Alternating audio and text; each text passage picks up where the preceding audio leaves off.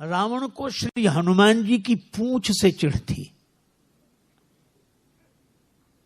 बात साधारण है, लेकिन अगर देखा जाए तो पूंछ से ही क्यों चिढ़ थी? पूंछ शब्द में श्लेष है। अंग विशेष को तो पूंछ कहते ही हैं, और समाज में लौकिक प्रतिष्ठा को भी पूंछ कहते हैं। जिससे भी पूछो कि भाई इनका क्या हाल है, तो लोग प्रशंसा करने में कहते इन्हें साधारण आदमी समझते हो, इनकी बड़ी पूंछ है। कुछ लोग तो कहते हैं इनकी यहां से लेके वहां तक पूंछ है, और आदमी खुश होता है कि हमारी पूंछ है।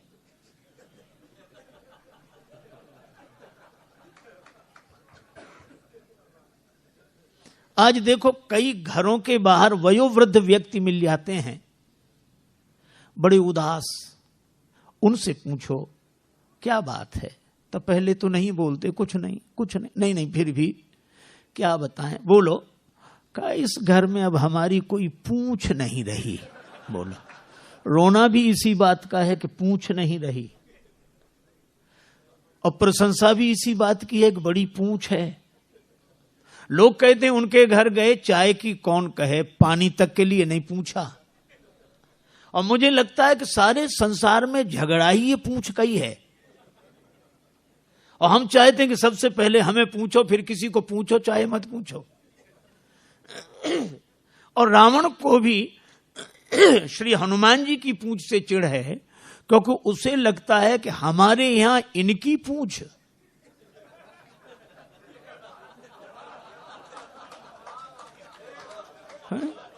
लंका में तो हमारी ही पूंछ रहनी चाहिए, लंका हमारी और पूंछ इनकी। उसे पूंछ सहन ही नहीं हो रही है।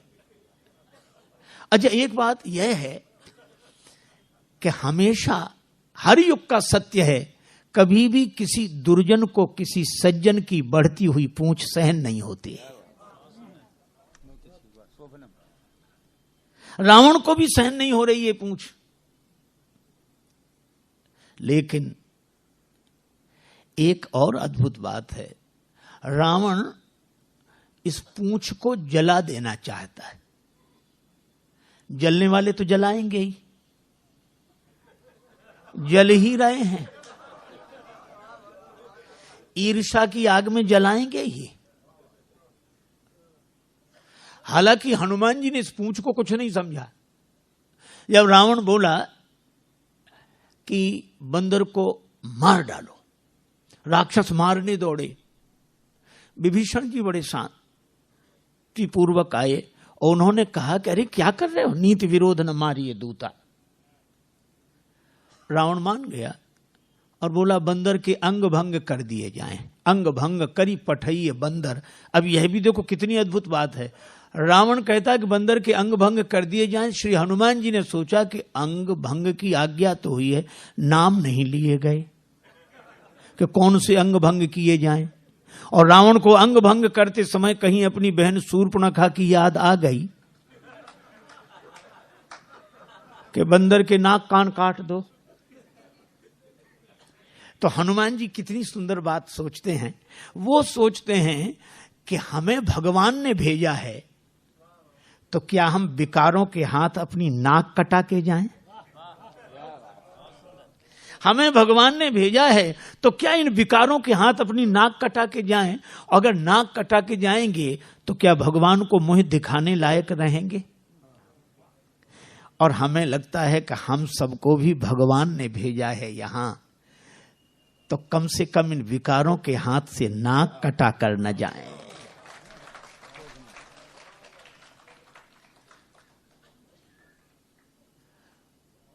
देखो, शूर्पणखा वासना के रूप में आई थी, और इस वासना ने बड़ों बड़ों की नाक काट दी। अच्छा, नाक कटना मुहावरा भी है। आदमी की आंख गड़बड़ हो जाए, चश्मा लगा ले, कान गड़बड़ हो जाए, गमछा बांध ले, टोपी पहन ले, और नाक जाए तो मामला फिर कुछ छिपाने का बचता ही नहीं है। अच्छा, एक और अद्भुत बात है, इन श्री राम जी, लक्ष्मण जी, जानकी जी, तीनों ने किया सत्संग। कोई ना हो, तीन ही सत्संग करते हैं। अच्छा, सत्संग भी कहां करते हैं? पंचवटी में। और कितनी अद्भुत बात है, पंचवटी में सत्संग, अर्थात इस पांच तत्व का शरीर पाकर हमें सत्संग करना ही चाहिए। और कोई ना हो, कोई बात नहीं, लक्ष्मण जी पूछते हैं, राम जी उत्तर देते हैं, जानकी माता श्रोता हैं, तीन ही सत्संग कर रहे हैं। ज्ञान वैराग्य भक्ति का सत्संग हुआ और सत्संग के बाद शूर्पणखा आई। ये बड़ी अटपटी बात है, सत्संग के बाद शूर्पणखा, पहले आती तो समझ में आती, पर सत्संग के बाद आएगी ही, क्योंकि परीक्षा तो पढ़ाई के बाद ही आती है। सत्संगी सच्चे की कच्चे ये परीक्षा करने आई। पर धन्य है रामचरितमानस का यह प्रसंग कि इस वासना ने बड़ों बड़ों की नाक काट दी, और उस वासना को नाक कान काट के विरूपीकरण कर दिया इन सत्संगियों ने। अगर सत्संग सच्चा हो तो वासना नाक कान नहीं काट पाती, वासना ही नाक कान कटा कर जाती है। तो हनुमान जी सोचते हैं कि हम रावण के यहां से नाक कान कटा के जाएं?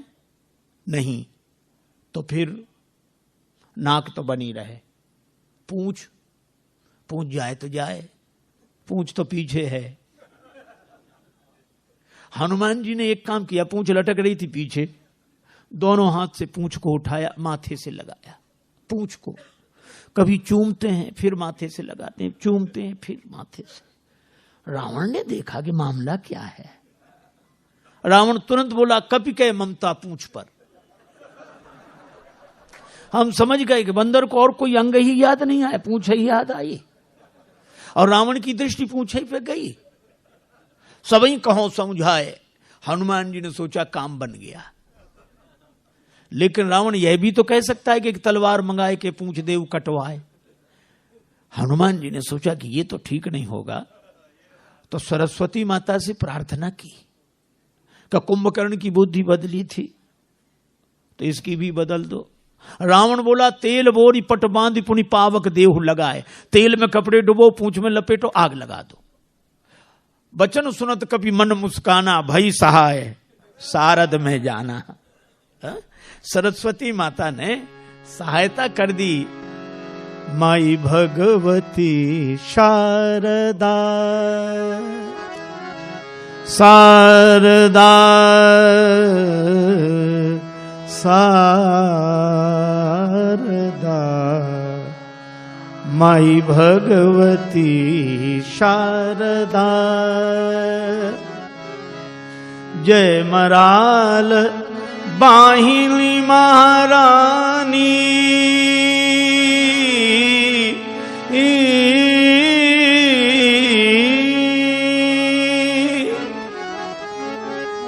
महारानी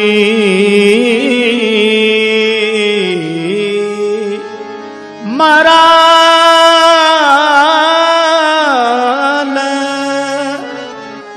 बाहिनी महारानी,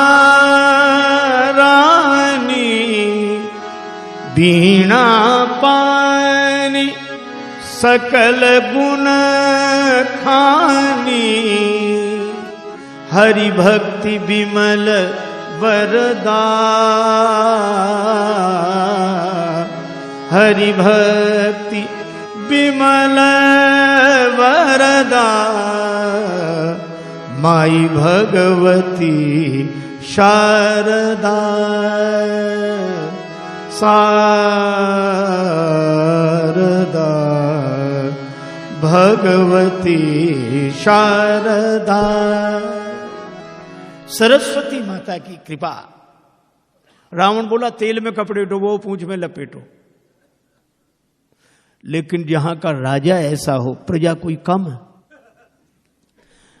लंका नगर निवासी बोले, तेल में क्यों, हमारे यहां घी की कोई कमी है क्या?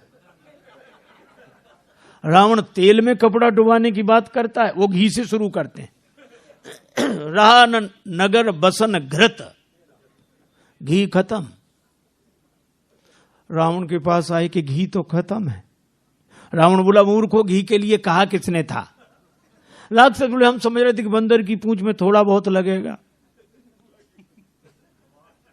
वो तो घी तो समाप्त और पूंछ तो बढ़ती ही जा रही है। तो क्या करें? एक काम करो, तेल बचाए, तेल में ही डुबो कपड़े। हनुमान जी के पास गए कि घी तो है नहीं, तेल ही है। हनुमान जी बोले जैसी जिसकी श्रद्धा हो ले आओ, हमें सब स्वीकार है। श्री तुलसीदास जी महाराज कहते हैं, रहा न नगर बसन घृत तेला, और बाढ़ी पूंछ की न कपि खेला। पूंछ इतनी बढ़ी, इसका अर्थ क्या है? इसका अर्थ यही है कि जब जब कोई दुर्जन अपनी ईर्षा की आग में सज्जन की बढ़ती हुई प्रतिष्ठा की पूंछ को जलाने की चेष्टा करता है, तब तब भगवान की कृपा से वो पूंछ और बढ़ती है, प्रतिष्ठा और बढ़ती है। भगवान की कृपा, क्या बिगड़े पूंछ का? रावण कुछ सोच ही नहीं पा रहा। हनुमान जी ने सोचा कि एक बार नगर घूम के देख लेते तो ठीक था, क्योंकि हमारी पूंछ जलाने के लिए घर घर से सहयोग हुआ है। सबने चंदा दिया है, किसी ने घी, किसी ने तेल, किसी ने कपड़ा। हाँ, ऐसा नहीं कि राक्षस न करते हो, चंदा करते हैं, इकट्ठा करते हैं। किसी का जीवन नष्ट करना हो तो ये बड़े प्रेम से। हनुमान जी भी सोच रहे थे कि प्रसाद भी तो वहां वहां देना पड़ेगा जहां जहां से चंदा आया है। तब तक रावण बोला बंदर को नगर में घुमाओ। हनुमान जी बोले यही तो हम चाहते थे, लेकिन वाह, धन्य है श्री बजरंग बली। एक और अतुलित बलधामम, और दूसरी ओर शील कैसा। राक्षस मारहि चरण करहि बहु हांसी। लात मारते हैं, हंसी उड़ाते हैं, पर हनुमान जी तो कीन चाहूं निज प्रभु कर काजा। राम जी के बाण बनकर आए हैं। राम जू ने कपि पुंजन में सुत अंजनी को अपनाई के भेजो। माथे पे हाथ की छाह करी, कर मुंदरी हाथ गहाई के भेजो। राजसु बैन न बोली सके, तब नैनन नीर बहाई के भेजो। संकट सीये को काटिवे को, हनुमान ही बाण बनाई के भेजो। हनुमान जी बाण बनकर आए हैं। अच्छा, और जानकी माता के सामने भी बोले। जानकी माता के सामने हनुमान जी ने यही कहा। माता ने जब हनुमान जी को देखा कि प्रभु ने मुझे भुला दिया, हनुमान जी बोले माता, प्रभु आपको भुला ही नहीं सकते। क्या प्रमाण है कि भुला दिया? का प्रमाण यही है कि चरण पर चंचुका प्रहार करने वाले जयंत के पीछे भगवान ने बाण लगा दिया, और हरण करने वाला अब तक आराम से बैठा है। हनुमान जी ने कहा कि जयंत के पीछे बाण, उस समय तो प्रभु के पास धनुष बाण नहीं था। सीता जी बोली कि वो सींग का बाण, जिन सींग और पुष्पों से मेरा श्रृंगार कर रहे थे, सींग का बाण लगाए। तो लोगों को तो सींग दिखती होगी। अरे लोगों को दिखती होगी सींग, पर प्रेरित मंत्र ब्रह्म सरधावा, भगवान का संकल्प था, बाण था वो। तो हनुमान जी बोले माता, जयंत के पीछे सींग के रूप में बाण लगाया, और हो सकता है कि हरण करने वाले के पीछे किसी और रूप में बाण को लगा दिया हो। तो हरण करने वाले के पीछे किस रूप में बाण को लगाया? तब हनुमान जी ने कहा, ये रघुपति बाण कृशानु। राम जी का बाण आपके सामने वानर नहीं खड़ा है, राम जी का बाण है। प्रमाण का जिम अमोघ रघुपति कर बाना, एही भांति चले हुए हनुमाना। जानकी माता बोली हनुमान तुमने बता दिया, नहीं तो मैं जान ही ना पाती। हनुमान जी ने कहा त्राहि माता त्राहि, मैं आपको क्या बताऊंगा। सही बात तो यह है कि आपने जान लिया था मेरे बिना बताए। जानकी माता बोली हमने कब जाना? कहा जब रावण आपको डरा धमका रहा था, तब आपने सोचा क्या मैं यहां अकेली हूं?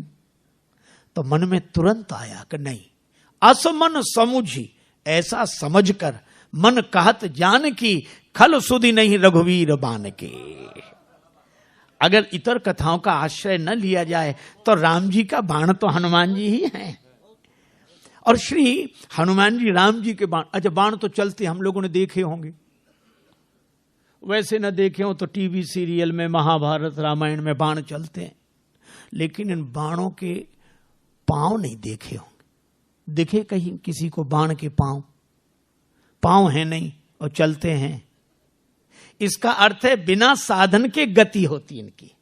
साधन नहीं है पर गति होती है। और मैं कहता हूं कि जो राम जी के हाथ का बाण बन गया, उसकी गति भगवान के हाथ में होती है, साधन में नहीं। तो हनुमान जी तो राम जी के बाण हैं। चाहे कोई कुछ भी कहे सुने। पूरी लंका घूमकर आए, देख लिया विभीषण जी के घर से कुछ नहीं आया। हनुमान जी ने सोचा इन्हें प्रसाद भी नहीं देना है, जिनने चंदा ही नहीं दिया इन्हें काहे का प्रसाद। और जब आग लगी तब देखो कितनी अद्भुत बात है, आग तो खुद बता देती कि हम लग गए। आग हनुमान जी को देखनी पड़ी कि सचमुच लग गई। पावक जरत दीख हनुमंता, अग्नि उन्हें नहीं जला रही है, उन्होंने देखा कि आग लग गई। और जब कितना बढ़िया काम किया।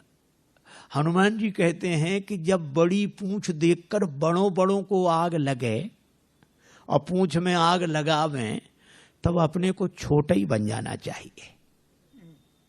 भयउ परम लघु रूप तुरंता, हनुमान जी तुरंत छोटे हो गए।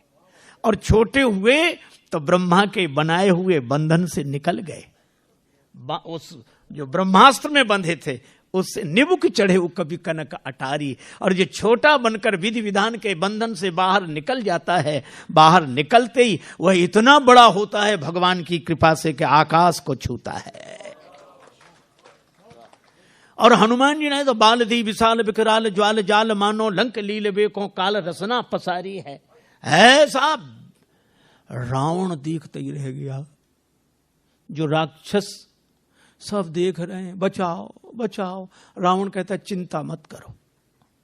राक्षस बोले अजीब, हम मर रहे हैं ये कहते चिंता मत करो। रावण ने बड़ी चेष्टा की, बादल बुलाए पर हवा इतनी तेज कि पानी कहीं बरसाएं बादल गिरे, कहीं बादल कहते हम फैसला ही नहीं कर पा रहे कहां से बरसे कि लंका में गिरे पानी। रावण बोला एक तरफ हटो। प्रलय के बादल बुलाए, प्रलय पयोधि बोले, पर वो पानी बरसे तो आग और बढ़े। बड़ी समस्या। अंत में जल गई लंका की नहीं। और हनुमान जी की पूंछ का कुछ नहीं बिगड़ा। मैं भी कहता हूं कितनी भी आग लगी दिखाई दे, विरोध की आग, वो विरोध की आग नहीं है। आपने देखा होगा हाथी जब चलता है झूमते हुए चलता है, भगवान हाथी की तरह। लेकिन एक हाथी किसी गांव में आ जाए तो गांव भर के वयोवृद्ध श्रद्धालु हाथ जोड़कर खड़े हो जाते हैं। अब क्या कहते हैं छोटे बच्चों, हाथ जोड़ो, गणेश जी हैं। गणेश जी के हाथ जोड़े जाते हैं। गणेश जी के भाव से हाथी के हाथ जोड़े जाते हैं। शायद कोई पशु ऐसा हो जिसके इतने हाथ जोड़े जाते हो जितने हाथी के। लेकिन दूसरी विडंबना भी है। ये तो सही है कि सबसे ज्यादा हाथ हाथी के जोड़े जाते हैं, पर विडंबना यह है कि जितने भौंकने वाले इसके पीछे पड़ते हैं, शायद किसी के पीछे पड़ते हो।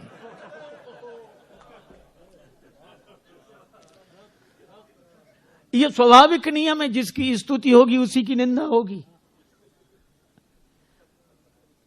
जिसके सामने लोग हाथ जोड़े खड़े होंगे, भौंकने वाले उसी के पीछे पड़े होंगे। स्वाभाविक नियम। अच्छा, लेकिन एक अद्भुत बात मैं कई बार सोचता हूं कि कुत्तों को हाथी से क्या तकलीफ, काहे को भौंकते हैं ये। अच्छा, कुत्ते सचमुच हमारी भाषा समझते होते तो हम जरूर पूछते। और कुत्ते एक ही उत्तर देते अगर सच बोलते तो कुत्ते यही कहते कि हमें हाथी से कोई तकलीफ नहीं। फिर क्यों भौंकते हुए इसके पीछे पड़े हो? तो कुत्ते कहते हमें तो इसके आगे जो हाथ जोड़े खड़े हैं वे सहन नहीं हो रहे हैं, बस, और कोई कारण नहीं। हमें तो इसके आगे हाथ जोड़े जो खड़े हैं वे सहन नहीं हो रहे। अच्छा, एक और विडंबना है, कुत्तों में इतनी हिम्मत नहीं कि आगे आके भौंकें।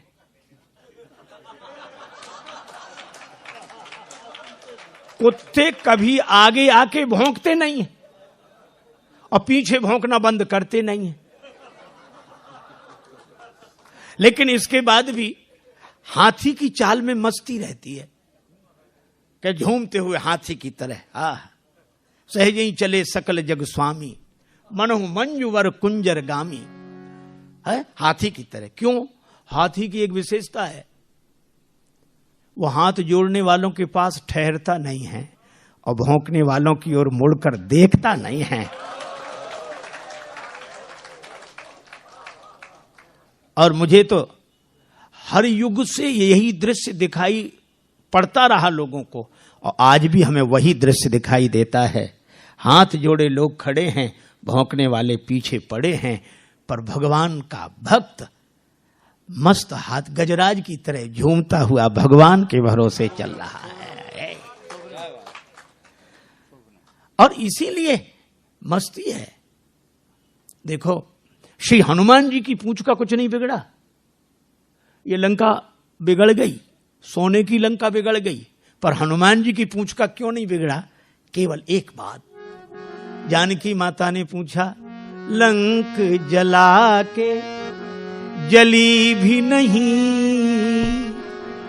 जानकी माता पूछती है, लंक जला के जली भी नहीं, हनुमंत विचित्र है पूंछ तुम्हारी। हनुमान, बड़ी अद्भुत पूंछ है, लंका जला के भी नहीं जली। कौन सा जादू भरा इसमें, कौन सा जादू राजेश भरा, हंसी पूछती हैं मिथिलेश दुलारी। कौन सा जादू है हनुमान तुम्हारी पूंछ में? हनुमान जी ने कहा कि माता, बोले कपी ही राघव आगे हैं। हृदय में आगे राम जी हैं। बोले कपी ही राघव आगे हैं, और पीछे है पूंछ रहस्य है भारी। हृदय में आगे राम जी हैं और पीछे मेरी पूंछ है, तो अर्थ इतना ही सा है कि वानर को भला पूछता कौन, श्री राम के पीछे है पूंछ हमारी। इस वानर को कौन पूछता? राम जी आगे हैं और राम जी के कारण ही मेरी पूंछ है। और जिस पूंछ के आगे भगवान हृदय में विराजमान हो, उसे पूंछ के पीछे नहीं पड़ना पड़ता, पूंछ उसके पीछे पड़ जाती है। और इसीलिए हनुमान जी की यह पूंछ की महिमा है, जिसका रावण कभी कुछ नहीं बिगाड़ सका। और आज तक हनुमान जी की पूंछ है। राम ते अधिक राम कर दासा,